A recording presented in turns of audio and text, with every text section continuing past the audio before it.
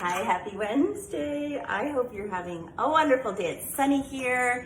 It's good to be alive. And I'm making chocolate cake, and I'm actually doing this as a recording for my customer newsletter called Stay for Dessert Time. So if you aren't on that list, then let me know because I'd love to have you on there. I wanted to show you some of the tools that I use. And so we're going to use actually this little charcuterie board, which is so smart. So I love using this. I'm actually going to ice the cake and serve the cake on here. It looks really pretty. We use it for all kinds of stuff. But it is also, it doubles because it has this little tray, this little, what is it, spinny thing. And so it's perfect for icing a cake because then you don't need a separate cake stand icing thingy-mabob that you only use for one thing. It's really multi-purpose. Okay, but before I put the cake together, I have my chocolate melted, and you can see how thick this is right now. So you have to melt the chocolate with some butter and then let it cool. And I did this like around lunchtime. So it's been 4.5, probably 5 hours just sitting on the counter getting cool, like getting solid, I should say. I'm gonna put our plate out.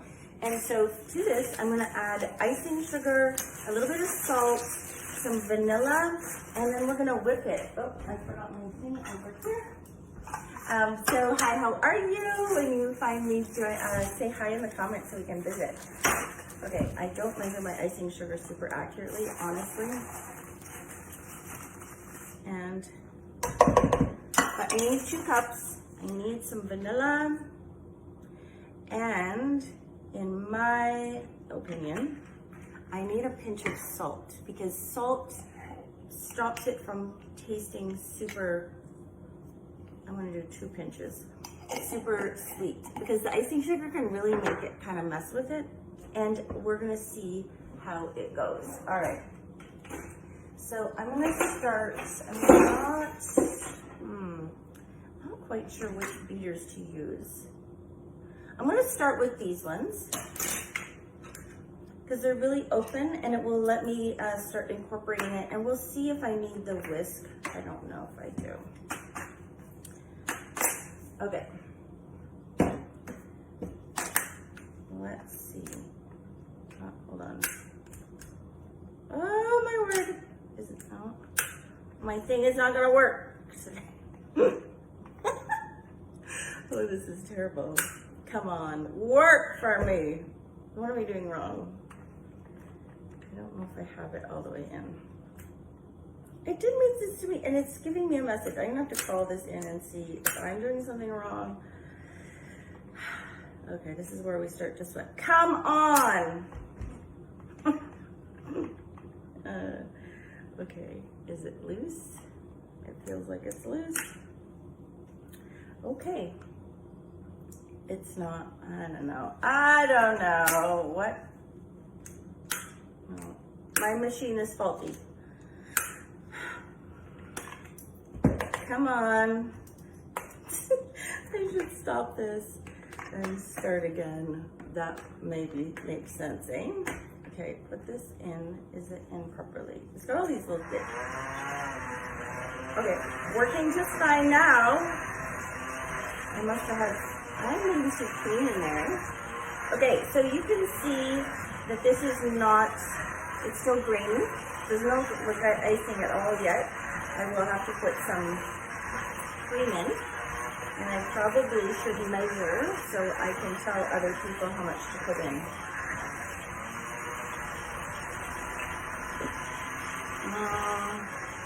Okay, measure with me. Let's see.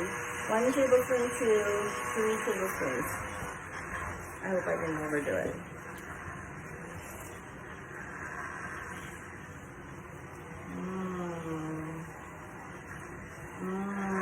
It smells so delicious. Okay, so the thing I always wondered about is how do you make a really good chocolate icing? And I would use cocoa, and I could never quite get there. And so by using chocolate, and the chocolate that I use is this, this is like a Lindt couverture. I buy it at our local what do you call it, bulk store. And I think this is bittersweet. You can use, milk, depending on how sweet you like it. You can use milk, you can use semi-sweet, bittersweet, whatever you want. But to me, it's already sweet enough. So here's the thing, is I'm gonna, what is it called? Smear this on the cake. I'm gonna ice the cake. And I don't wanna leave like super lots of lines. I also find that as it sits, it gets a little bit stiffer. And so I do recommend that you kind of test this, because you don't want the icing to slide off, but you do want it to be slightly shiny. And I'm gonna add just a titch more of cream. Oh, that was more than a titch. I'm gonna give it a try. All right. So that might be almost a quarter of a cup. Okay, so here's what you're seeing. It's getting lighter. So part of it is that there's air going into it and it does get a lot lighter, I find. But yeah, so just using the cocoa, like the real chocolate, instead of cocoa powder to make your icing. But again, you have to melt it with some butter. There's a few science things to that, but here we go. It's lightening up, so if I, make it go a little faster, get some more air in there. It's gonna get really lippy and nice and lighter as we go.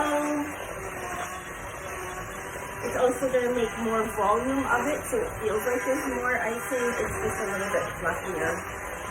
So it's interesting, how it changes color as you put the air in it. Okay. I just might have to clean them now.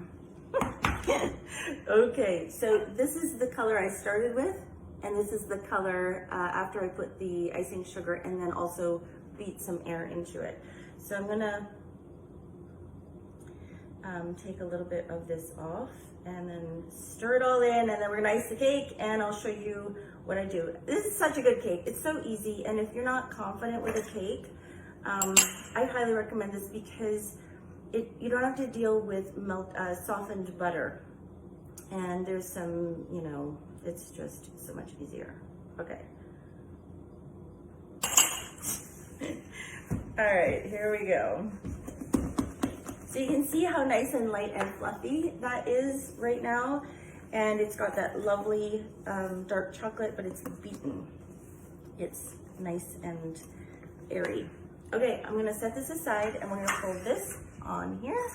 I have two tools that I recommend. So they're offset spatulas. They go in the dishwasher. They do not have wooden handles. They're nice, they're beautiful to work with. And I have my food chopper here for my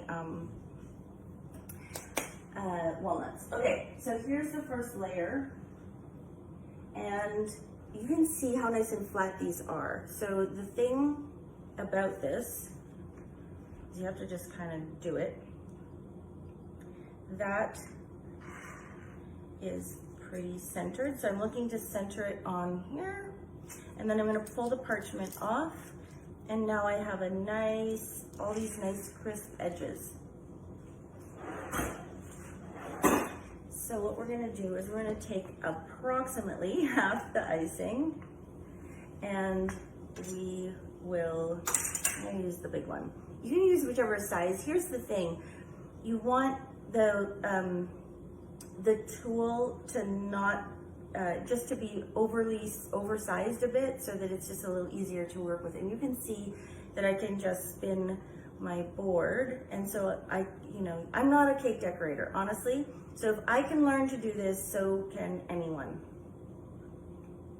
So don't feel that, you have to have any special skills. You need some special tools is what you need to make it easy for you. Okay, so you can see I'm pushing it just so that it's just over the edge, and I want it somewhat flat. There we go. And you see I have no crumbs. Yay. All right, so the next thing I'm gonna do is add some chopped walnuts. So key thing is the walnuts need to be fresh. So if they stink, they're rancid, they're high in oil, and they should never stink.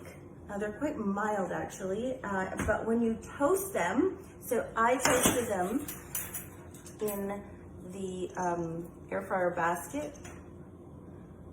I just handled this up. And you can see, well, you can't really see, but they're darker in color and they smell delicious. So make sure you wait until they smell, like you can see the color. They're really golden internally. I do think that the air fryer is absolutely the best way to toast nuts. Oh my word. So if you think that you hate walnuts, but you've never, you might not hate walnuts actually. You might just hate rancid walnuts. Everybody hates rancid walnuts. And if you buy them in the little packages and if you buy them pre-chopped, chances are they are rancid. Okay, so here we go. A little bit more. And we're not gonna worry about all of the debris on the sides right now because we get to clean that up afterwards. And fixing mistakes is the thing to learn to do. Know what's normal, know what you can't control. So one of the things that you can control is having a level cake, because your oven, if you turn it in your oven at halftime, that will help it be level. And also a really good quality pan will stop it from doming super high in the center, which is like the kiss of death. So you don't want that. All right, here's what we found is that without salt at this point, it was a little bit flat tasting. So I learned, everybody says like, oh, this is so good. It's so good, it's so good. And I'm like, it's the salt actually. So I'm just, it's quite a bit actually, but there's a lot of sweet. The sugar and the sugar and the salt really counteract each other. Okay, so we're ready for our next layer. So if you have one side that's higher than the other, and again, just uneven heat in the oven will give you a slightly sloped cake. So if you have an extreme, I do have one side here that's not maybe as higher. I don't know. It's not severe. Okay. So this is a homemade cake. It's one bowl. It's really easy. And so here's the thing that the benefit of having a good cake pan is there's not a huge gap. So sometimes, you know, you have to actually cut the top of the cake, and we're not gonna have to do that. We actually don't even sell those cake pans anymore, which is just a crime. Anyway, all right, so you can see that this got thicker as it sat. It's quite, this is the thing. I think my guess is that it's because there's cornstarch in icing sugar. So it's gonna kind of soak up some liquid. So what I need to be careful of is to not lift the, you know, spread this out and then lift it up, because it's actually gonna lift the cake, a layer of cake. And so I'm just wiggling without lifting. And you can see what I'm talking about as I go here. So don't lift, don't go right to the edge, so that you don't drag crumbs back in. And I'm applying pressure really here because this is a bendy knife and it allows me to do that. And it allows me to move the icing around. So here I am, I'm just gonna make sure that it goes at least to the edges. And here's the other thing, is you can pull this back like this and pull the edge, smooth it out a bit. And just by scraping using the side of the knife, and that'll get fairly even. So now the next step is to do like that naked cake thing and make sure that I have all the edges filled in.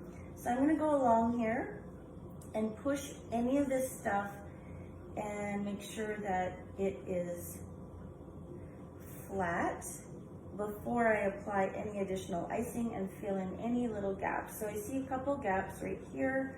There's one, and I'm simply going to go in. I'm doing like drywall putty work, so almost.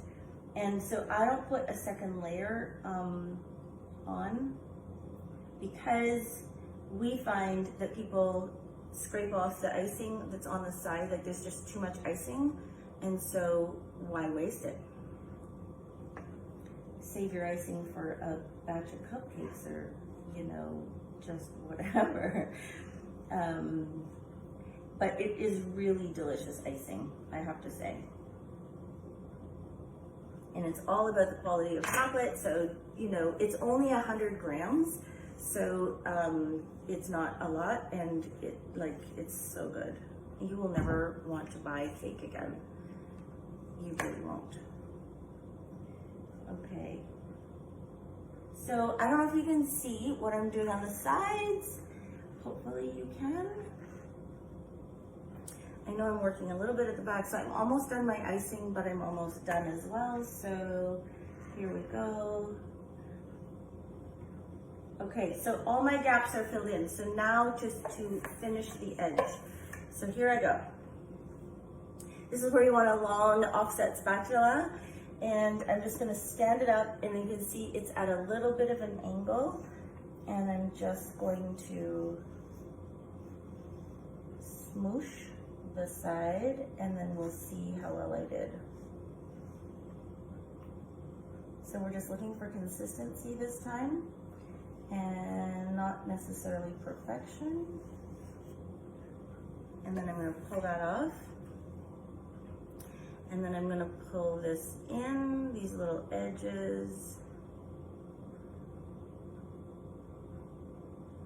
because it's easier to do that. And then, how does it look? The sides look delicious. Now, to do the last, so rather than piping more icing on there, which if you want, you could do, but I love the flavor. And you know, honestly, the cake is kind of a lot of us look forward to this recipe. It's just so good. Okay, so I'm gonna do a little bit more. So I did 2 cups, kind of guessing at how much I needed. So I don't think I'll use all of it. So probably 1.5 cups would be plenty.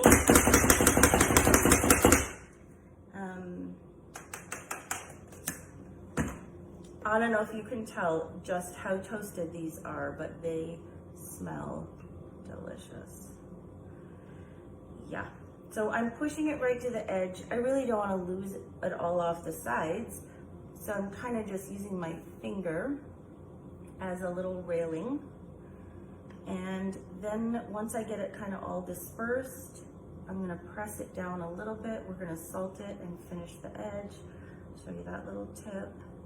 All right, so I hope this gives you hope that yes, you can make a beautiful chocolate cake as a special occasion cake. So Doug turns 60 tomorrow. So we're having cake with friends tonight. And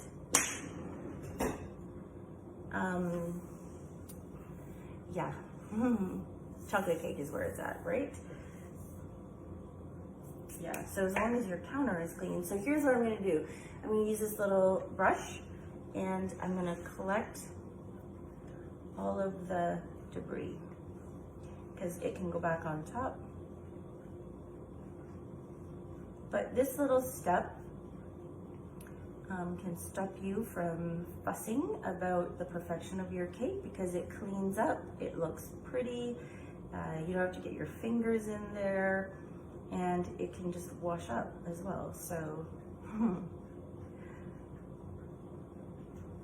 okay, almost.